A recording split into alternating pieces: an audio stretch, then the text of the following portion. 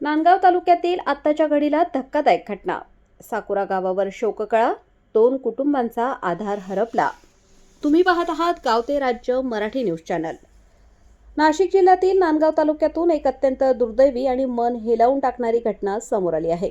नांदगाव तालुक्यातील साकुरा येथे पांझण नदीवरील बंधाऱ्यात 2 प्रगतिशील शेतकऱ्यांचा करंट लागून दुर्दैवी मृत्यू झाला आहे. मिळालेल्या माहितीनुसार शिरीष भगवान पठाडे वय 44 वर्ष आणि जगदीश तुकाराम खेरनार वय 35 वर्ष हे नेहमीप्रमाणे शेतीसाठी वापरण्यात येणारा मोटार पंप पुढे सरकवण्यासाठी बंधाऱ्यात उतरले होते. पाण्याची पातळी कमी झाल्यामुळे पंप पुढे सरकवण्याचा प्रयत्न करत असताना अचानक पाण्यातील विद्युत प्रवाहाचा झटका बसला आणि क्षणातच दोघांचा जागीच मृत्यू झाला. या घटनेमुळे संपूर्ण साकुरा गावात शोककळा पसरली आहे.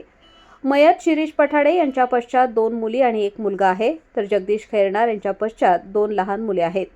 दोन्ही कुटुंबावर दुःखाचा डोंगर कोसळला असून गावकऱ्यांमध्ये हळहळ व्यक्त केली जात आहे. या प्रकरणी नांदगाव पोलीस ठाण्यात अकस्मात मृत्यूची नोंद करण्यात आली असून पुढील तपास सुरू आहे. अशा प्रकारच्या घटनांमुळे शेतीसाठी वापरण्यात येणाऱ्या विद्युत उपकरणांच्या सुरक्षिततेचा प्रश्न पुन्हा एकदा ऐरणीवर आला आहे. संपादक विजय धामणे, नांदगाव.